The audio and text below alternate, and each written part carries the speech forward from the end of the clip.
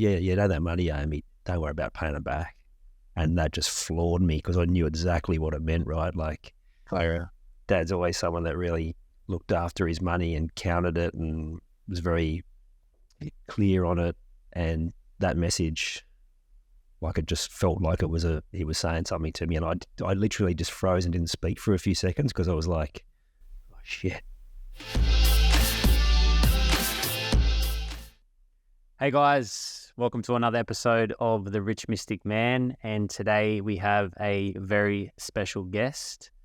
And I was just scrolling through Facebook the other day, as you do, and I saw this post, and actually I'd seen a series of posts. You know, sometimes someone just starts popping up more than usual.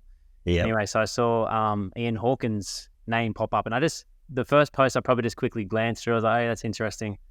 And then something about this one, it just poked right out at me. I was like, I've got to read this. So I was reading through it, and it's talking about money and an interesting perspective around money. And so I was like, oh, I'd love to have him on the show. So I reached out and said, Ian, mate, how do you feel about coming on the podcast? And so I think that was on Monday. I think, yeah. I was like a few days ago. Only the other day, straight into it. Straight into it. Don't fuck around. So that's it. Good to have you here, brother.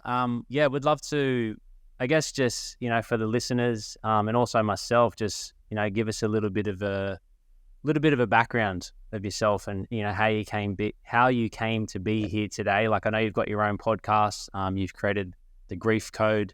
You have the 7 steps to handling grief. And so just a little bit about your backstory and how you came here to be sharing this today. So I guess if you go the whole backstory, I've always been someone that loves to give. And when you get further along the journey, you realise that you're overgiving in so many different areas. And for me, a big turning point with my dad's passing in 2005. So through my own grief, and obviously there's deep sadness, and you go through grief when you lose someone that close to you. But for me, it was everything else that came to the surface as well. Like, I didn't feel as connected to him as I needed to be as a child, and then growing up, still sort of searching for that connection. He's so good with kids, right? And 10 months earlier, my first child was born, and I just remember going, this is going to be great. We're going to have the best connection now. And I can still remember when I called home and he answered, and just the joy in his voice. And I just remember, this is going to be great.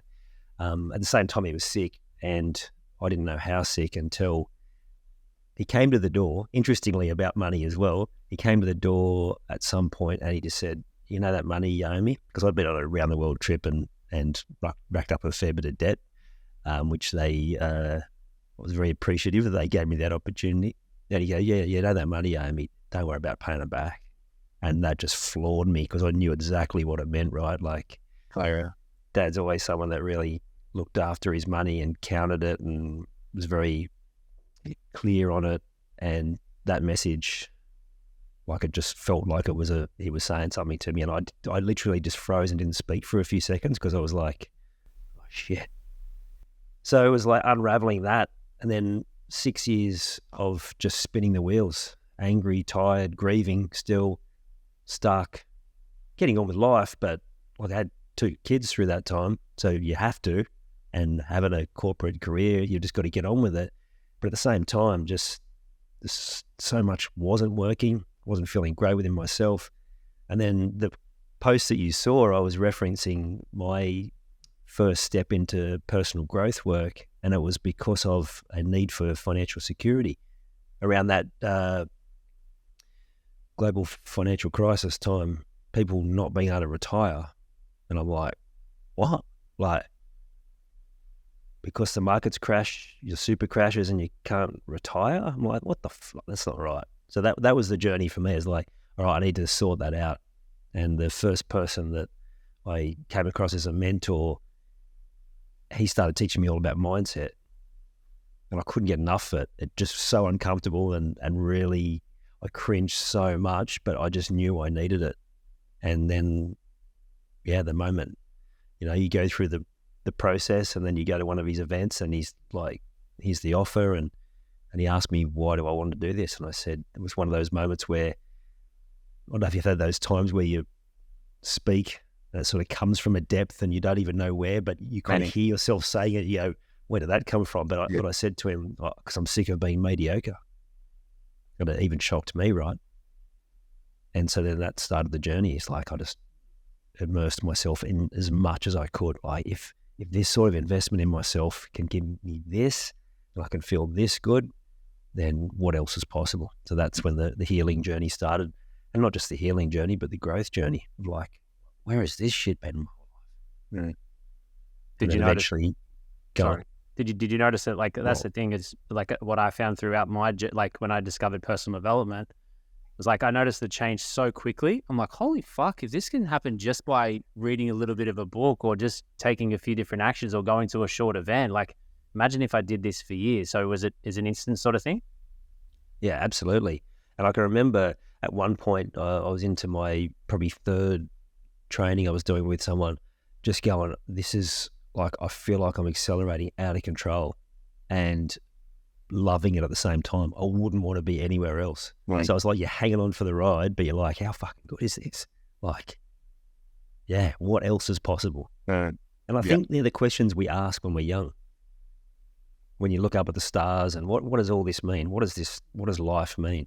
And you're searching for answers, but then that gets squashed around the sort of early teens and through your teen years. And then, well, that's been my experience anyway. But one of the blessings of this work is being able to give my children the opportunity to explore that now in their teens and even before that, and just watching the impact that's having for them has been really cool.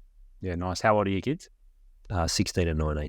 16, 19, nice. I've got 1, 3, and 5. So they're it's in the early phase, but I'm excited about seeing them grow and being a good role model. And it's a wild ride.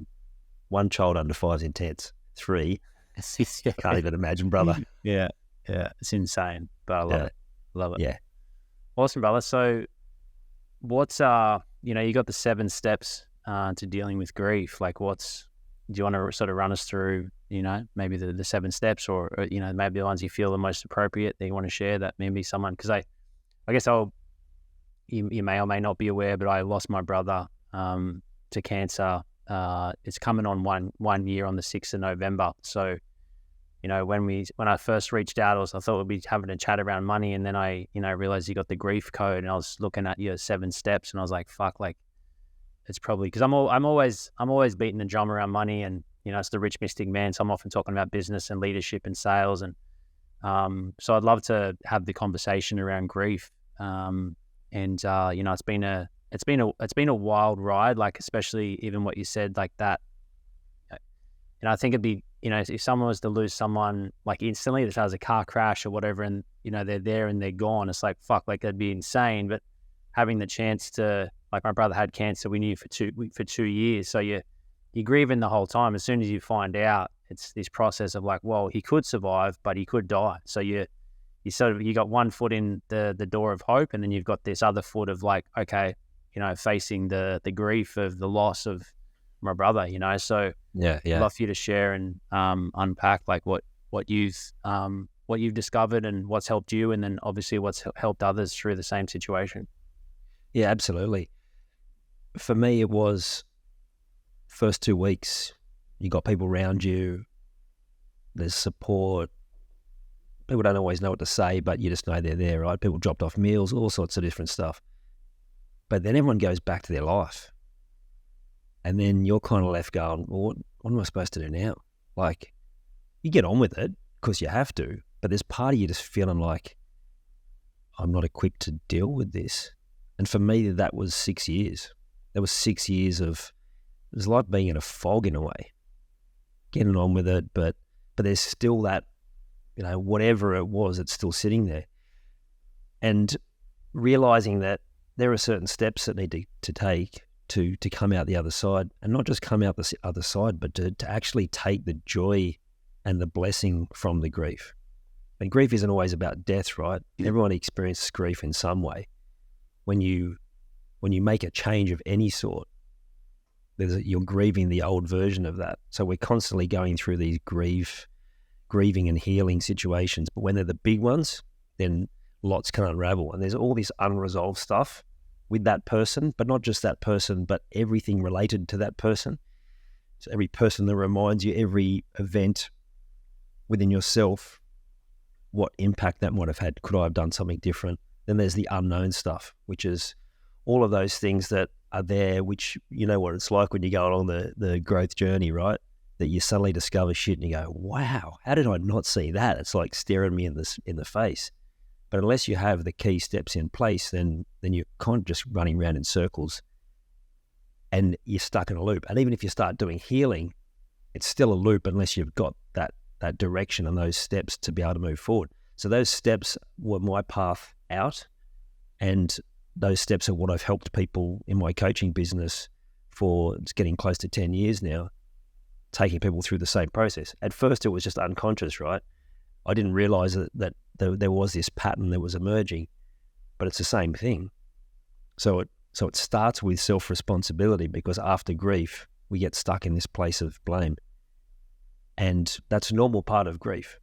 So my 7 steps are not the 7 steps of the immediate grieving, but the 7 steps of, okay, you've grieved, but what else is still sitting there, and how do you now move forward with your life so you can not just get on with it, but actually really live a life that honors that particular loss. And if it's the death of someone close, that honors them, right? So self-responsibility for everything. I don't know if you've listened to those. Well, I'll just explain from my journey. It was like listening to guys like Jim Rohn, Les Brown, saying you got to take full responsibility for every element of your life. And I was like, fucking bullshit. Like, this cunt's done this. Like, this bloke's like, no fucking way, right? But then you start to realize, and they say, when the moment you take full responsibility, you take back your power. You can control, self-control. You can control the outcome then. The moment you start saying it's on someone else, it's on some external circumstances, you give up your power. So self-responsibility. Then next step is inner calm. And for me, one of the real things that came to the surface was anger. Anger at my young kids, anger at my wife, not all the time. Angry on the sporting field, but when things got intense, then it would spill over. So that was a real motivator for me. I didn't want to be that angry dad anymore, that angry husband, angry friend at times too, right? So it was about finding that inner calm. And there's a long story, I don't know how long we've got, Clint, but stumbling across meditation in the only way it would have found me, and that was through sport. Because I would have go for it, mate. If you want to share, go for it, mate. Yeah, so a key part of the journey is getting clear on the future. So knowing what you're working towards. And I had really clear vision about the person I wanted to be and the things that were in the road. And one of those things was anger. So I had really clear. I wanted to be a calm and patient man. And when you get really clear on what you want and you commit it to paper, and I was journaling a heap at this point as well, then the solutions start to find you. Your unconscious brain starts trying to find it. The whole universe conspires to help you. And I played golf, or in the clubhouse having a beer afterwards, and there's a secondhand bookstore. After uni, I'm never studying again. I don't want to study. I'm over this. But I'd got back that desire to learn and reading. I'd never been a massive reader. Well, I had been up until about my teens, interestingly. So I get back to reading, and I see this book, and it's called Sport is Life, Life is Sport. It's just behind me on the shelf there.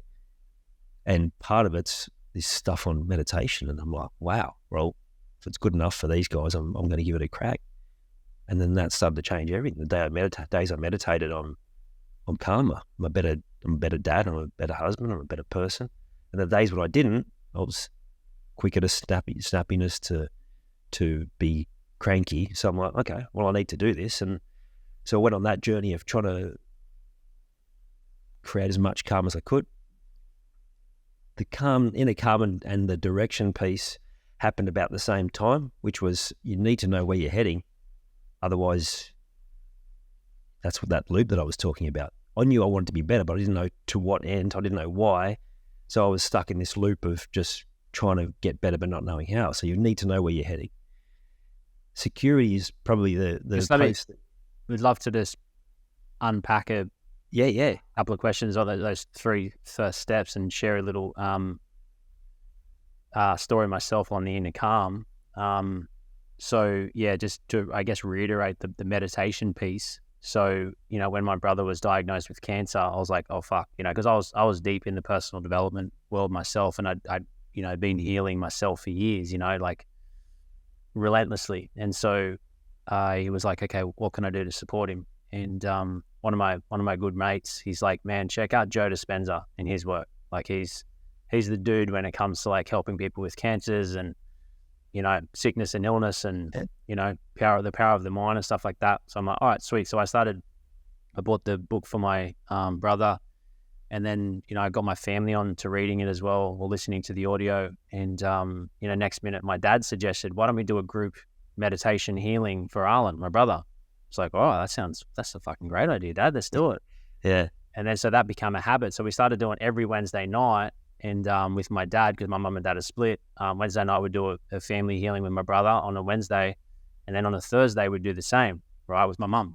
And I think my brother ended up passing away, but I feel that you could just see the shift, the meditation and being in that work it had on him, even for those last couple of years. Although he was, gradually passing away, like he was having a good time, and he just seemed happier than what he was even before he was sick at times, Yeah. But then post, we sort of, I know my dad was a little bit, he's like, oh, fuck meditation. He sort of was like, nah, like it didn't work for my brother, I'm out. But then we sort of got back into it. And I really feel because of that, we've all stayed consistent with it. It's really helped. And even my dad's like, I thought I'd be way worse than this with the loss of my son, but I feel because of the meditation, like it's really helped to keep that calm and that peace within the family unit. So, and just quickly on that, Clint, what it does is it means that you stop feeling guilty about feeling good, which so many people do, right?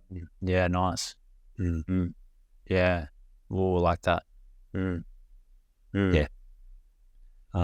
Keep going. Sorry. And then just a question on the first one, like radical accountability or self-responsibility? Was that self-responsibility? Self-responsibility. Yeah.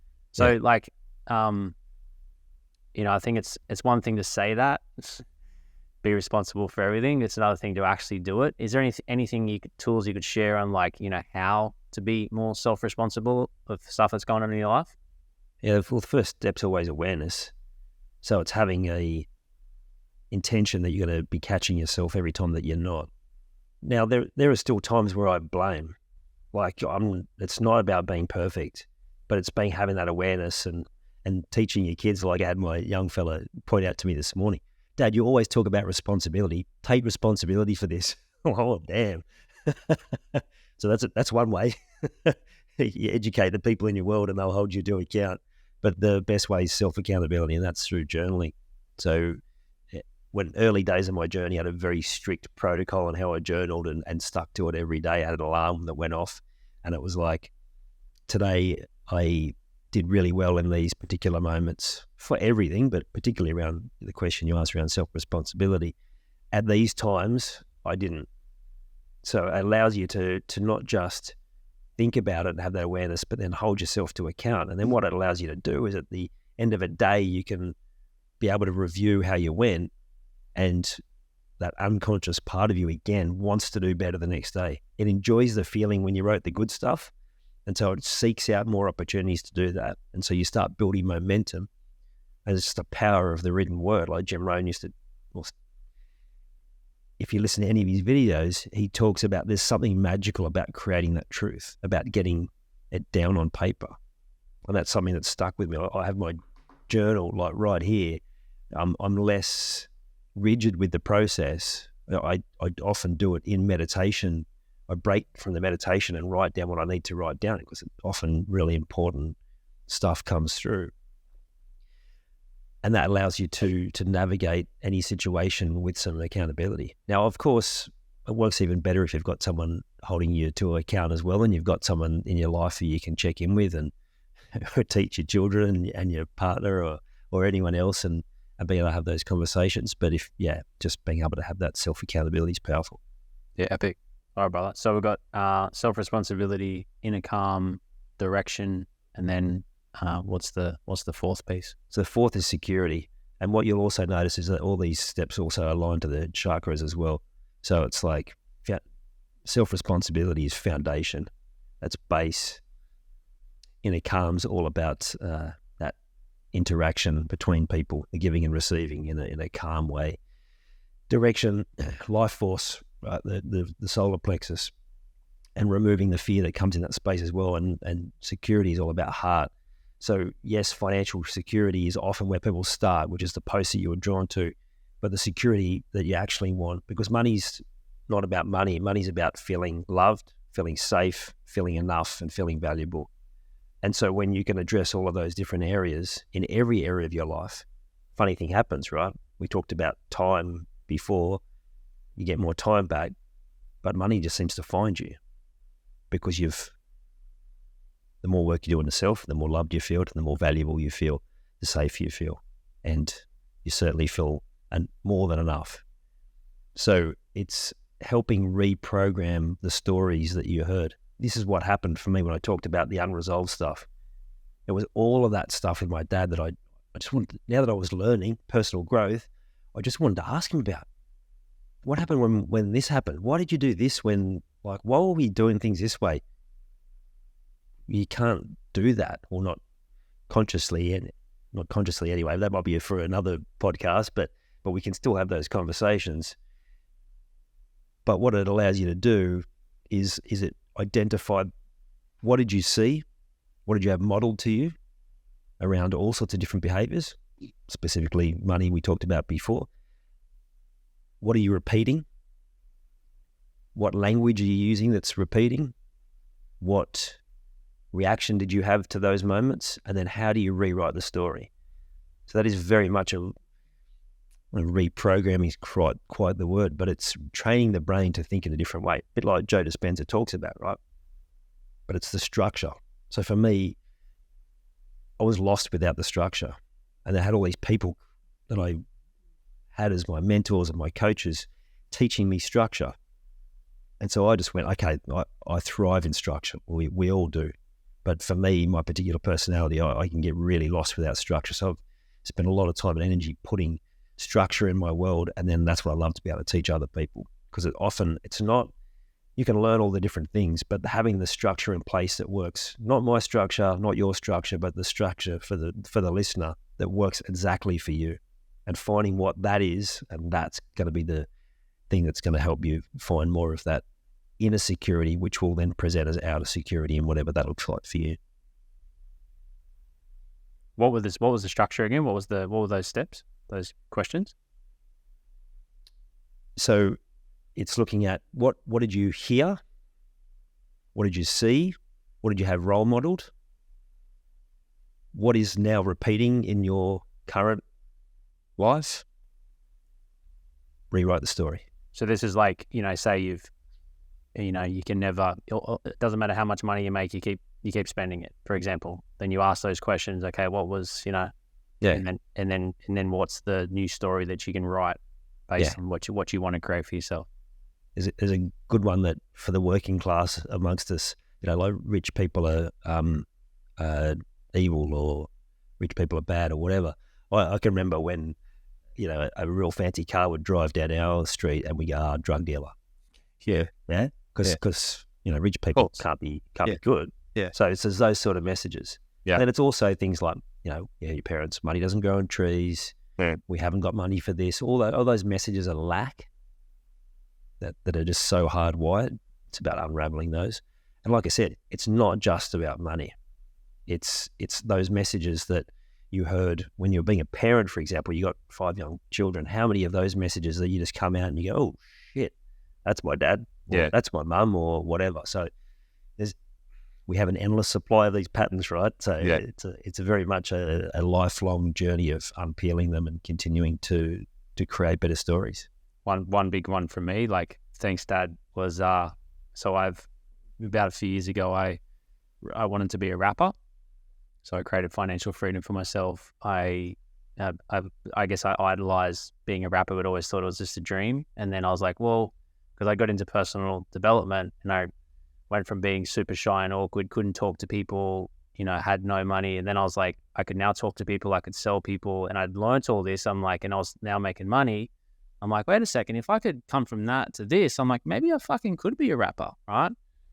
And so I found someone who was a vocal coach, and she really worked on like more so looking at beliefs, because she's like, everyone can sing, Clint. Everyone has a voice, right? It's just allowing yourself to do it. And I realized my dad, right, God love him, anytime we'd sing when we were kids, he's like, don't quit your day job. Yep. Only joking, but it was just a belief. I'm like, oh, fuck, I can't sing, so Yeah. I had to do a lot of unraveling. Yeah, have you seen the guy, he teaches the singing limp? Nah.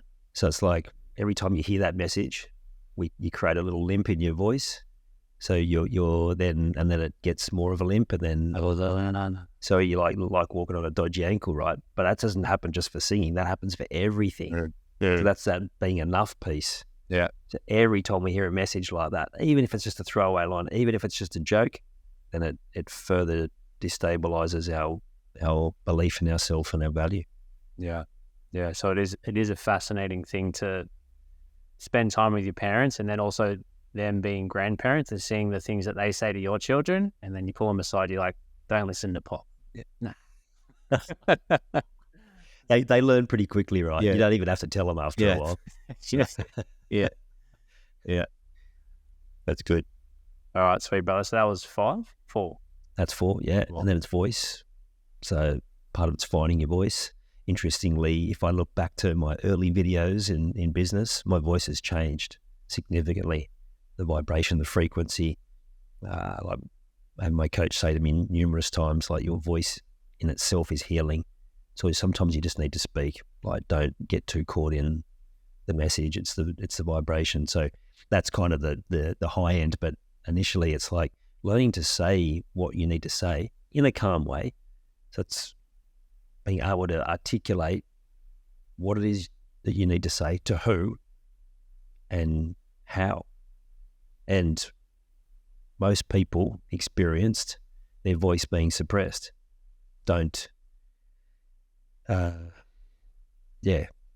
Classic one from my generation is children should be seen and not heard. Now, that was the saying, but most people experience that. And, they think any boisterous children coming into a room when parents are there and they're being loud, and what do people say? Oh, just be quiet, or whatever else it is. And so then we create this pattern of, well, my voice isn't valuable. And then there's the deeper level of when maybe you saw something that you shouldn't have, or something happened to you, and then you had someone threaten you, you need to keep quiet on this, or whatever else it is. And then it stops people from being able to say what they truly mean. Another one that comes to mind now is like, if you grew up in an environment where you weren't hearing something simple as "I love you," because it just wasn't the done thing. Oh, we show it through actions. Yeah, 100%. Yeah, absolutely do. Sometimes it's also nice to be able to hear. And that's been my journey, and being able to have those conversations with my children, also with my mum, and that's been really cool as well. Changing the story. Yeah, even from a frequency standpoint, like, I'm not sure if you're familiar with Masaru Emoto's work with water. Yeah, absolutely. I actually saw another one the other day where he's plugging music in as well. Yeah. Well, the two, you've done all these tests with water, and for the listeners who hasn't heard him, he's a Japanese scientist, and he's actually passed now, but he did all this research on different frequencies and the effect that has on water. And so, like, love, gratitude, you put those words or speak those words to a glass of water, and then you take the water and put it under a microscope, and it has, like, the love and gratitude have these beautiful symmetrical frequencies. And then like hate or anger, it has, like, it's just disjointed and it's just sort of off. It's not symmetrical, right? And the two, from all these research, there wasn't one word that had the most effect. There was a combination of 2 words, and those 2 words were love and gratitude, right? So even just saying, I love you, it's bringing that frequency into your household, into your relationships, into your children, or thank you. Cool. thank you, I love you, So it's like, just the more you say that and the more you express that, it's just obviously going to connect and have a high vibe frequency around your household, and then obviously affect the water that's in your children's bodies. So yeah, absolutely. I'd love to ask you, this is sort of probably more of a personal parenting question, because my children, right, like I got 3 under 5, so it's pretty hectic, and they can be extremely loud, right?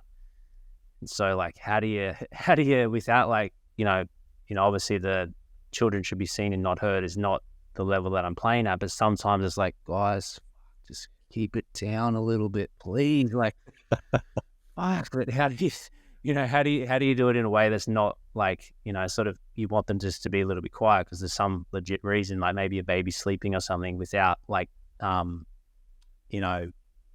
dulling their voice. That still happens when they're older, right? There's still times where I'm like, oh my God. And it's the dog. Well, he's here as well. Like, they wind the dog up and the dog barks. He's part German Shepherd, so he's got this deep, soul-piercing, protective bark, right? So you said it yourself. It's like you tell them why. So at the moment, this is what's going on. It would be really helpful if you keep quiet, because if you don't, this is what's going to happen. Yeah. At the moment, Dad's got a bit of a headache because he's got a lot going on in his mind, and you're not always going to get the right result there. And there's still going to be times where you're like, I just can't cope with this. And it might be just saying, I'm going to have to just go to another room now just to be quiet, which is tricky when you got 1 to 3 and 5, right? So there's no perfect solution. But as long as you can explain to them why as much as possible, then they'll start to understand that it's not just because I'm telling you to shut up, it's because of something that's going on for me. And you make it personal, and they understand that's not about them. Then I think you just do the best you can, again, with that self-responsibility and with a loving response. It's the best you can do. We're still going to muck things up for our children, but the beauty of that is that then they get to unravel that themselves and grow through it. Yeah, we want to keep the personal development business in business, Exactly. Well, it creates purpose, right? Yeah. Like at first, when I first started learning this stuff, I'm like, oh my God, I have fucked up my children so bad. And now it's like, oh, cool, I've fucked up my children. Like, they get the opportunity to now grow through that, and they get to, and you see them when they're able to feel the satisfaction of overcoming something that was a block before. So, yeah. Well, you've seen it through grief, and I experienced that through my brother. Is like, the greater the wound, the greater the gift. Yeah, when people are ready to see that, not everyone's ready to see that. One of the parts of self-responsibility is forgiveness. And forgiveness to other people, not necessarily that you even have to say it to them. It's just you're forgiving within yourself so that you can move on. So you can, ease that, whatever the pain you might be feeling within, or just to bring it to peace. Yeah, nice. All right, number 6. We're at 6. 6, yeah. So 6, now you're testing my memory. So 6 is intuition. And we all have this intuitive ability, and whether you believe in the depths of that intuition, what you'll find is that as you go on the healing journey, is that you start to unlock that intuition, you start to trust it more. And what usually happens is we get this gut feel. Now, the gut feel is in that solar plexus area, which is our life force energy, and it is never wrong. The problem is that same place in our body is where we also feel fear, we feel despair, and we feel loneliness. So we get in our head and we stop trusting our intuition. So our gut and our intuition are talking all the time. But when we are able to create that trust and just feel what comes through, so it's like the third eye, right? So we talked about meditation. It's that guidance that comes through, being able to trust what that is and act on it, even when it's like, really, that's what I'm supposed to do? Because it also helps us to face those fears as well. But the other side of it is being able to act on it, knowing that this is what usually happens with intuition. You get some sort of intuitive nudge, you do it, and then the result's not exactly as you thought it should have been. And you're like, didn't work. Shouldn't have trusted it. I should have trusted my brain. the reality is that intuition isn't always a straight line. It takes us around obstacles sometimes. It takes us under, over, through, whatever. So sometimes it's like the intuition that leads to the intuition that leads to the intuition, which takes us to where we really want it to go. And it's not judging the outcome. It's just trusting what comes through. So there are times where I might have a dream, or in meditation, I'll get guidance around something and I'm like, what on earth does that mean? And so then I'll have to sit and decode it. So part of the intuition process is being able to decode the guidance you get, because it's not always direct and literal, making sense of it and then being able to act on it as well. So that's the art of it, not just blindly going, oh, here's a message, I'll just do it. Oh, what happened here? I shouldn't have trusted that person. Said, trust your intuition, look where it's got me. It's being able to have that conversation with yourself, still using your logic brain, because the ego's there to serve us. Yeah. Our logical brain is there as a wonderful tool. So we need to integrate the two. People who just go logic, they're going to struggle in certain areas. People who just go intuition, they're going to struggle. But when we can blend the two, bring them together, then we get this incredible dance where we're able to navigate any situation and knowing and trusting that we're going to be okay on the other side. Yeah.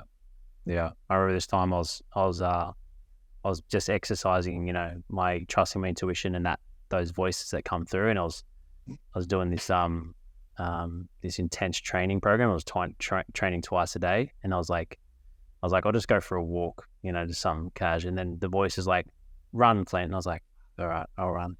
So I start running, and then it's like, do some sprints. I'm like, really? All right, I'll do some sprints. Anyway, then I was starting to feel good. It was like, and then the voice is dark, and there was a storm coming, and I was outside, and the voice said, go run through the bush. And there's this track that I run through the bush.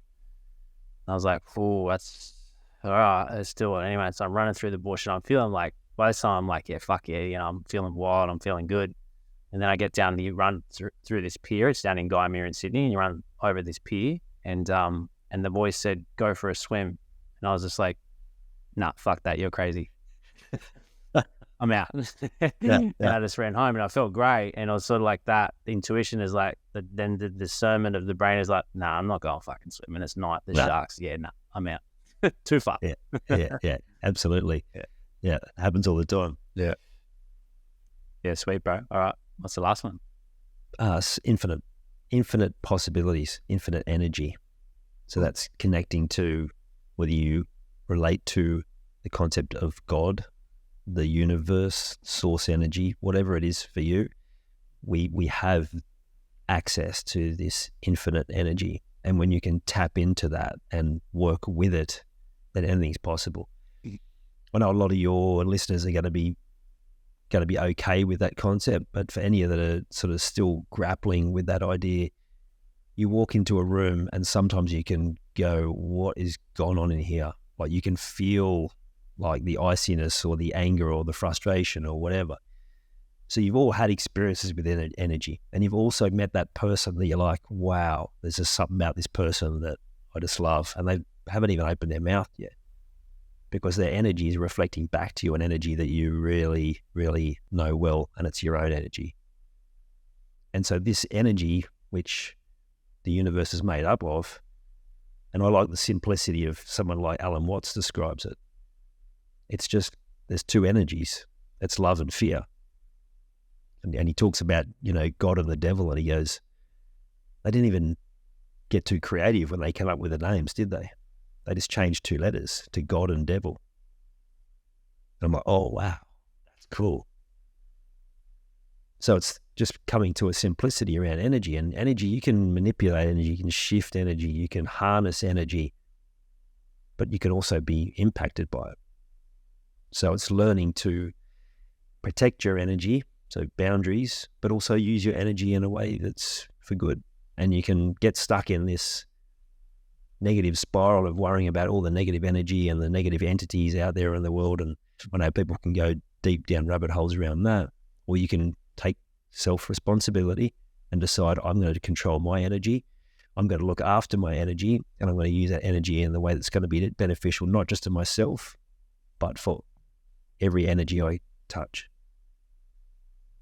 And for those of us that have gone and done a heap of work and and work with energy, the biggest thing is to be able to make sure that you keep bringing your energy back to you, and that you keep detaching from other people's energy, because it's like boundaries when you talk about different people that might be demanding of your time and space. That you run into people who are demanding of your energy, and they might just check in occasionally just to get a little hit of energy, and being able to say, yeah, but now's not a good time, or just energetically do it. And again, if we want to go deeper, it might be just asking permission if you can connect with them energetically and having a conversation. I've had these moments. Well, I had one just recently where someone had put a comment on my post, and it was antagonistic, and it was aggressive, and it wasn't really in keeping with the message that I was trying to put across. So I went into meditation and told them to back the fuck off. And when I came back from meditation, the comment was gone. Nice. Yeah, right. Nice. Doesn't always work, but Yeah. when it does, it's like, oh, that's cool. Yeah. So what, anything else? I love that, going into meditation and what you just shared then. And, cause I know with grief and, I guess with any situation in life, is that oftentimes there's people that have had, maybe they've wronged you, or they've done something that's fucked you off, or, and so there can be so much energy that it's constantly on your mind, or you're thinking of them, or, you feel it's unjust, and it's essentially, it can be justified, but it's like, how can you then, I guess, detach or forgive, or, find peace within that relationship? And maybe you can't have a conversation with them because they're not approachable, or it just doesn't work. So how do you then detach from your side and bring peace? Yeah, and sometimes they're past as well, right? Yeah. So it's I think the part that I would really highlight is the permission side of things. It's like in a real life conversation, you wouldn't just go up and start talking to people if they didn't want to be spoken to at the time. So when I say permission, if you've done kinesiology, you'll know that the body gives you a yes or no response. So it's learning how to have that yes or no. It's part of the intuition piece, learning your own yes or no response from your body. I remember teaching my elders the first time about, they wanted an answer on something. I'm like, here you go, like try this out. And they're like, what? Can you do this for any question? I'm like, yeah. And they're like, Yeah. how cool is that? So it's like, you ask permission. If it's a no, then it's not the right time to speak to them. If you get a yes, say what you need to say. And the beauty of the energetic conversations and also when we're doing any sort of healing work is that we can do and say all of the things that we wouldn't do in our waking life to get the message across. Sure. And that's okay, because it's been received, it's been delivered with love, and it's been received with love. No one's going to take offense to it because it's energy. As long as the energy is a loving energy, then it's only going to be of benefit to both of you. Yeah. I guess you could say even with that, even if it gets heated and you're like, fuck you, like, how dare you've done that to me, like, it's still coming from a loving place of wanting to heal or wanting to resolve. So even if that comes through, it's not like you're projecting that at them in a sense. It's more like you're just expressing how you feel and allowing it to be said. Yeah. I love the quote, love is kind, it's not always nice. Sometimes you need to be direct. Awesome, brother. Great conversation, mate. I've enjoyed every minute of it. There's been a lot of goosebumps, so I know a lot of it's value, and I know even that framework is really, it's a framework for life, creation, manifestation. If you can just live by those 7 steps, then you'll have a good life. 100%. And remembering that everyone's experienced grief. You don't have to have experienced the loss that Clint has or I have. Like we've experienced some sort of loss. So yeah, absolutely. If you use those 7 steps for life, then yeah, it can't go wrong. Awesome, brother. How do the listeners stay in touch? Where can they follow you? Or yeah, they can follow me. Ian Hawkins Coaching is all my handles. You mentioned a free gift. My start training is a product of the 6 years. It's like, well, I want to change, but I don't know where to start. So I've created that free training, which is, here's the place to start. And it's about taking self-responsibility, and it's about starting to put some structure in place to be able to move past the stress and the and the burnout and get back into your best performance and standing in your power. So that's at ianhawkinscoaching.com/start training. That's a free one. And they will get you on the path to being able to walk through those 7 steps. Awesome, brother. And we'll put that in the show notes as well. Cool, man. I appreciate it. Likewise, man. Good chat. Good to connect. Absolutely. Thanks, bro. Yes. Thanks, See you, Clint.